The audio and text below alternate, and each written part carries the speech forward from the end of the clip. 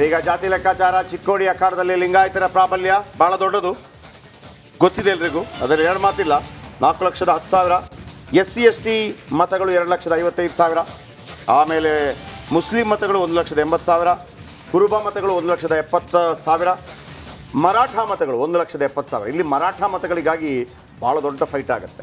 ಲಿಂಗಾಯತ ಮತ ಜೊತೆ ಮರಾಠ ಮತಗಳು ಅಲ್ಲಿ ಬೇಕೋ ಬೇಡವಾ, ನಾವು ಹೇಳ್ತೀವಲ್ವಾ, ಗಡಿನಾಡು ವಿಚಾರಕ್ಕೆ ಸಂಬಂಧಪಟ್ಟ ಹಾಗೆ, ಕನ್ನಡ ವಿಚಾರಕ್ಕೆ ಸಂಬಂಧಪಟ್ಟ ಹಾಗೆ ಬೇಕೋ ಬೇಡವೋ ಆ ಎಲ್ಲ ಪಕ್ಷದ ನಾಯಕರು ಕೂಡ ಆ ಸಂದರ್ಭದಲ್ಲಿ ಸ್ವಲ್ಪ ಓಲೈಕೆಗಾಗಿ MES ಪರ ಒಂದು ರೀತಿಯಲ್ಲಿ ಭಾಗದಂಗೆ ಮಾಡ್ತಾರೆ. ಓಕೆ, ರಮೇಶ್ ಕತ್ತಿ ಅವರು ನಮ್ಮೊಂದಿಗೆ ಇದೀಗ ನೇರ ಸಂಪರ್ಕದಲ್ಲಿದ್ದಾರೆ. ಕತ್ತಿ ಸಾಹೇಬ್ರೆ ನಮಸ್ಕಾರ. ನಮಸ್ಕಾರ ಶೆಟ್ರೆ. ಏನು ಅಖಾಡಕ್ಕೆ ಇಳಿಯೋದು ಪಕ್ಕನ ಈ ಬಾರಿ? ಪಕ್ಷ ಟಿಕೆಟ್ ಕೊಟ್ರೆ ಇಳಿಬೇಕಲ್ರಿ? ಯಾವ ಪಕ್ಷದಿಂದ ಅಂತ ಸರ್ ಪ್ರಶ್ನೆ. ನಾವ್ ಯಾವ ಪಕ್ಷದಲ್ಲಿ ಬೇಡಿಕೆ ಇಟ್ಟಿದೀವಿ ಆ ಪಕ್ಷದವರು ಟಿಕೆಟ್ ಕೊಟ್ರೆ ಇಳಿಲೇಬೇಕು. ಕೊಡದೇ ಇದ್ರೆ ಜೊಲ್ಲೆಯವರಿಗೆ ಕೊಡ್ತೀವಿ ಅಂತ ಕೊಡದೇ ಇದ್ರು ಅದೇ ಪಕ್ಷದ ಒಬ್ಬ ಶಿಸ್ತಿನ ಸಿಪಾಯಿ ಕೆಲಸ ಮಾಡ್ಬೇಕು. ಒಂದ್ ಮಾತು ಕೇಳಿ ಬರ್ತಾ ಇದೆ ಬಹಳ ಪ್ರಬಲವಾಗಿ, ರಮೇಶ್ ಕತ್ತಿ ಅವರು ರೆಬೆಲ್ ಆಗ್ತಾರೆ, ಟಿಕೆಟ್ ಕೊಡದೇ ಇದ್ರೆ ಕಾಂಗ್ರೆಸ್ಗೆ ಹೋಗ್ತಾರೆ, ಗೇಮ್ ಚೇಂಜ್ ಆಗುತ್ತೆ ಅಂತ. ಹೌದಾ ಸರ್? ನೀವೇ ಹೇಳ್ಬಿಡಿ. ಬಹುಶಃ ಅಕ್ಕ ನಿಮಗೆ ನಿನ್ನೆ ರಾತ್ರಿ ಕನಸು ಬಿದ್ದಿರ್ಬೇಕು ಅದು. ಸರ್, ಈಗ ಉಮೇಶ್ ಕತ್ತಿ ಅವರು ಆ ಭಾಗದ ಬಹಳ ಪ್ರಬಲ ನಾಯಕರು, ಸೀನಿಯರ್ ಮೋಸ್ಟ್ ಆಗಿದ್ದಂಥ ನಾಯಕರು ಕೂಡ. ಅವರ ನಿಧನದ ನಂತರ ಈ ಬೇರೆ ಬೇರೆ ಚುನಾವಣೆ ಸಂದರ್ಭದಲ್ಲಿ ಕೂಡ ಒಂದು ಅವಕಾಶಗಳಿತ್ತು, ನೀವು ಕೂಡ ಅಂಥದ್ದನ್ನು ಒಂದು ಬಯಸಿದ್ರಿ ವಿಧಾನಸಭಾ ಚುನಾವಣೆ ಸಂದರ್ಭದಲ್ಲಿ, ಬಟ್ ಆಗಲಿಲ್ಲ. ನಿಮಗೊಂದು ಭರವಸೆಯನ್ನು ಕೊಡಲ್ಪಟ್ಟಿದೆ, ಅದೇನದು ನನಗೆ ಗೊತ್ತಿಲ್ಲ. ನಿಮಗೊಂದು ಭರವಸೆಯನ್ನು ಕೊಡಲ್ಪಟ್ಟಿದೆ, ಅದು ಹೌದೋ ಅಲ್ಲೋ ಅದು ನಾನು ಯಾವುದಂತಲೂ ಕೇಳಲ್ಲ. ಇಲ್ಲ, ಇದೀಗ ಅಕ್ಕ ಅವ್ರು ಏನು ಕೇಳಿದ್ರು ಇದಕ್ಕೆ ಉತ್ತರ ಕೊಡ್ಬೇಕಾದ್ರೆ ಇವತ್ತು ನಾ ರೆಬಲ್ ಆಗ್ಬೇಕಾಗಿದ್ರೆ ಹಿಂದಿನ ಸಲನೇ ನಮಗೆ ಚುನಾವಣೆಯಲ್ಲಿ ಟಿಕೆಟ್ ಸಿಕ್ಕಿರ್ಕಿಲ್ಲ, ಅವಾಗ ರೆಬಲ್ ಆಗಬಹುದಾಗಿತ್ತು. ಓಕೆ, ಬಟ್ ನಾವು ನನ್ನ ಅಣ್ಣ ತಮ್ಮ ಕೂಡಿ ನಾವು ರೆಬಲ್ ಆಗಿಲ್ಲ. ಇವತ್ತು ಪಕ್ಷದ ಒಬ್ಬ ಶಿಸ್ತಿನ ಸಿಪಾಯಿಗೆ ಕಳೆದ 10 ವರ್ಷದಿಂದ ಪಕ್ಷಕ್ಕಾಗಿ ಕೆಲಸ ಮಾಡ್ಕೊತ ಬಂದಿದ್ದೇನೆ. ಏನೋ ಒಂದು ಕೆಟ್ಟ ಗಳಿಗೆಯಲ್ಲಿ ನಮ್ಮ ಅಣ್ಣ ನಾನು ಬಿಟ್ಟು ಹೋದ, ಬಟ್ ಆಗೂ ಸಹಿತ ನಾನು ಆಗ್ಬೇಕು ಅನ್ನೋಂತ ನಂದು ವಿಚಾರನೂ ಇದ್ದಿರ್ಲಿಲ್ಲ. ನನ್ನ ಮಗನ್ ಮಾಡ್ಬೇಕಂತ ಇತ್ತು. ಆ ರೀತಿಯಾಗಿ ನಮ್ಮ ಅಣ್ಣನ ಮಗನ ನಿಖಿಲ್ ಕತ್ತಿ ಅವ್ರನ್ನ ಆಯ್ಕೆ ಮಾಡಿಕೊಂಡಿದ್ದಾರೆ ಕ್ಷೇತ್ರ ಜನ.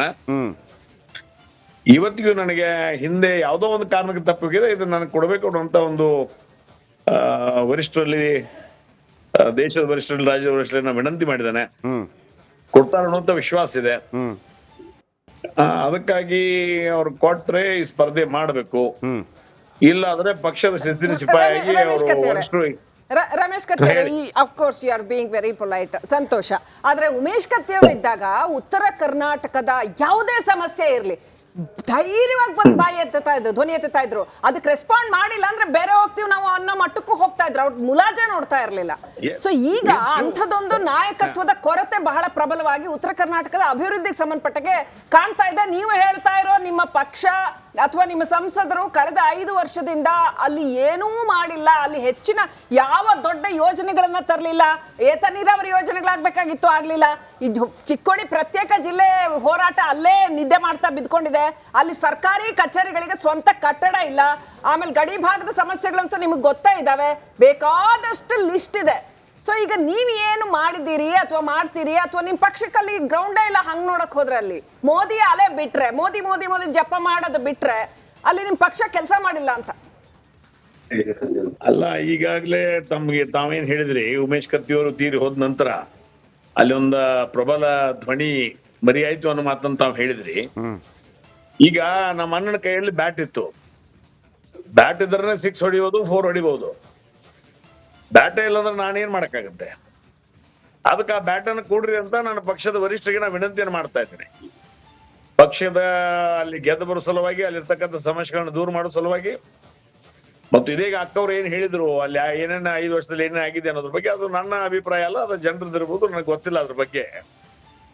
ಅದರ ಕೈಯಲ್ಲಿ ಇವತ್ತು ಒಂದು ಆಯುಧ ಅನ್ನೋದು ಬೇಕಾಗ್ತದೆ, ಒಂದು ಅಧಿಕಾರ ಅನ್ನೋದು ಬೇಕಾಗ್ತದೆ. ಕತ್ತಿ ಅವರಿಗೆ, ರಮೇಶ್ ಕತ್ತಿ ಅವರು ರಿಯಲಿ ಒಬ್ಬ ಸೀರಿಯಸ್ ಪಾಲಿಟಿಷಿಯನ್, ಅಥವಾ ಅಣ್ಣ ಇಲ್ಲ ಹಾಗಾಗಿ ನನಗೆ ಕೊಡಿ ಅಂತನ? ಈ ಹಿಂದೆ ಕೂಡ ಅಂದರೆ ನಿಮ್ಮನ್ನು ನೋಡುವಾಗ ಅಂದರೆ ನಿಮ್ಮದೊಂದು ಸ್ಟೈಲು, ನಿಮ್ಮದೊಂದು ಡಾನ್ಗಿರಿ ಸ್ಟೈಲು ಆ ಭಾಗದಲ್ಲಿ ಸೀರಿಯಸ್ ಪಾಲಿಟಿಷಿಯನ್ ಅಂತ ನಾನು ಕೇಳ್ತಿರೋದು ನಿಮ್ಮನ್ನು. 100% I am A serious politician.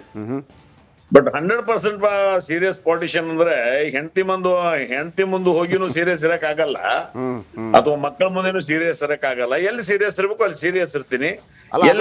Serious ಇದೀರಿ ಅಂತ ಮೇಡಮ್ ಅವರು ಒಂದು ಪ್ರಶ್ನೆ ಯಾಕೆ ಕೇಳಿದ್ರು ಅಂತಂದ್ರೆ, ನೀವೆಲ್ಲಾದ್ರೂ ಈ ಎಲೆಕ್ಷನ್ ವೋಟಿಂಗ್ ಟೈಮ್ ಇದು ಏನು ಅಭ್ಯರ್ಥಿ ಘೋಷಣೆ ಆಗೋ ಸಂದರ್ಭದಲ್ಲಿ ನನ್ಗೆ ಕೊಟ್ಟಿಲ್ಲ ಅಂತಂದ್ರೆ ನೋಡೋಣ ಮುಂದೆ ಅನ್ನುವಂಥ ಮಾತು ಬರುತ್ತೆ ಅಂತೇಳಿ ನಮಗೆ ಪತ್ರಕರ್ತರಿಗೆ ಅದೇ ಕೆಲಸ ಅಲ್ವಾ?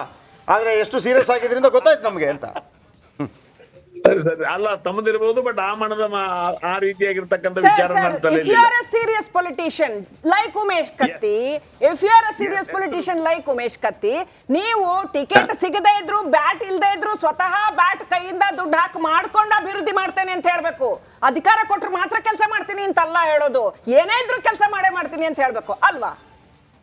ಅಲ್ಲ, ಅದು ಈಗ 10 ವರ್ಷದಿಂದ ಇವತ್ತು ಅಧಿಕಾರ ಕೈಯಲ್ಲಿ ಇಲ್ಲದೆ ಹೋದ್ರು ಸಹಿತ ನಾನು ಜನರ ಕೆಲಸ ಮಾಡಿದ್ದೀನಿ. ಪ್ರತಿ ಶನಿವಾರ ಮಂಗಳವಾರ ಜನರಿಗೆ ಭೇಟಿಯಾಗಿದ್ದೀನಿ. ಜನ ಕರೆದಾಗ ಅವ್ರಿಗೆ ಹೋಗಿ ಅವ್ರ ಸಮಸ್ಯೆಗಳನ್ನ ಪರಿಹಾರ ಮಾಡಿದ್ದೀನಿ. ಆದ್ರೆ ಯಾವುದಕ್ಕೂ ಇವತ್ತು ಸಂಪೂರ್ಣವಾಗಿರ್ತಕ್ಕಂಥ ಕೆಲಸವನ್ನೇ ನಾನೇ ಮಾಡ್ತೀನಿ ಅಂತ ಹೇಳುದು ಅದೊಂದು ದೊಡ್ಡ ಸ್ಥಿತಿಗೆ ಆಗ್ಬೋದು, ಅಹಂಕಾರ ಆಗ್ಬೋದು. ಅಲ್ಲಿ ಇವತ್ತು ಸರಿಯಾಗಿರ್ತಕ್ಕಂಥ ವ್ಯವಸ್ಥೆಯನ್ನ ಕೇಂದ್ರ ಮತ್ತು ರಾಜ್ಯದಿಂದ ತಂದು ನಮ್ಮ ಕ್ಷೇತ್ರಕ್ಕೆ ತಲುಪಿಸಬೇಕಾದ್ರೆ ಅದಕ್ಕೆ ಒಂದೇ ಒಂದು ಮಾರ್ಗ, ಅದು ಸೇತುವೆ ಮಾರ್ಗ ಇರ್ತಕ್ಕಂಥ ಒಂದು ಅಧಿಕಾರ. ಅದು ಬಂದ್ರೆ ಇನ್ನೂ ಹೆಚ್ಚಿನ ಕೆಲಸ ಈ ನಮ್ಮ ಭಾಗದಲ್ಲಿ ಈಗೇನು ಹಿಂದುಳಿದಿದೆ ಅದು ಸರಿ ಮಾಡುವಂತ ಪ್ರಯತ್ನವನ್ನು ಮಾಡ್ತೇನೆ. ಎಸ್, ರಮೇಶ್ ಕತ್ತಿ ಅವರೇ, ಒಳ್ಳೆದಾಗ್ಲಿ ನಿಮಗೆ. ನಮ್ಮ ರಣಕಣದಲ್ಲಿ ಮಾತನಾಡೋದಕ್ಕಾಗಿ, ರಿಪಬ್ಲಿಕ್ ಕನ್ನಡದಲ್ಲಿ ಮಾತನಾಡೋದಕ್ಕಾಗಿ, ಟಿಕೆಟ್ ಘೋಷಣೆ ಆದಾಗ ನೋಡೋಣ, ಮತ್ತೊಮ್ಮೆ ಸಿಗೋಣ. ಓಕೆ, ಈಗ ಕ್ಯಾಪ್ಟನ್ ಅರ್ಜುನ್ ಕೊಂದಿದ್ದು ಯಾರು? ಅವ್ರ ನರೇಟಿವ್ ಎಲ್ಲಿ ತಂದಿಟ್ಟಿದ್ದಾರೆ ಅಂತಂದ್ರೆ ಸಂಪತ್ತನ್ನ ಹಂಚಿಬಿಡೋದು ಅಂತ. ಇದು ಸ್ಟುಡಿಯೋ ಟಿಪ್ಪು ಜಯಂತಿ ಮಾಡಕ್ಕೆ ಅವ್ರಿಗೆ ಖಂಡಿಸಿದ್ರು. Very nice, very nice.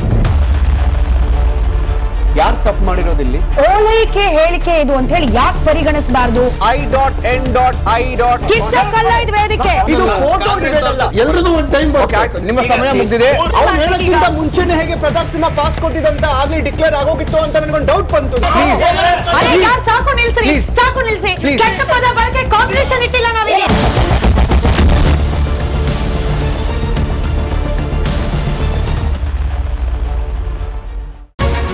Republic word app ಇದು ಕೇವಲ ಅಪ್ಲಿಕೇಶನ್ ಅಲ್ಲ, ಸಮಗ್ರ ಸುದ್ದಿಗಳ ಸಂಪರ್ಕ ಮಾರ್ಗಕ್ಕೆ ಕ್ರಾಂತಿಕಾರಿ ಬದಲಾವಣೆ. ರಿಪಬ್ಲಿಕ್ ವರ್ಡ್ ಆ್ಯಪ್ ಕೇವಲ ಸುದ್ದಿ ಅಪ್ಲಿಕೇಶನ್ ಪರಿಚಯಿಸ್ತಾ ಇಲ್ಲ, ಬದಲಾಗಿ ಡಿಜಿಟಲ್ ಸುದ್ದಿ ಬಳಕೆಯ ಹೊಸ ಯುಗಕ್ಕೆ ನಾಂದಿ ಹಾಡ್ತಾ ಇದೆ. ಇದೊಂದು ಬ್ರೇಕಿಂಗ್ ನ್ಯೂಸ್, ಪ್ರಭಾವಶಾಲಿ ಕಾರ್ಯಕ್ರಮಗಳಿಗೆ ಗಟ್ಟಿಯಾದ ನ್ಯೂಸ್. ಇಲ್ಲಿ ಕೇವಲ ತಾಜಾ ಸುದ್ದಿ, ಅದರ ನೇರ ಪ್ರಸಾರ ಮತ್ತು ಚರ್ಚೆಗಳಿಗೆ ಮಾತ್ರ ಅವಕಾಶ. ರಿಪಬ್ಲಿಕ್ ವರ್ಲ್ಡ್ ಆ್ಯಪ್ ಡೌನ್ಲೋಡ್ ಮಾಡಿಕೊಳ್ಳಿ. ಗೂಗಲ್ ಪ್ಲೇಸ್ಟೋರ್ ಮತ್ತು ಆಪಲ್ ಆ್ಯಪ್ ಸ್ಟೋರ್ನಲ್ಲಿ ಲಭ್ಯವಿದೆ.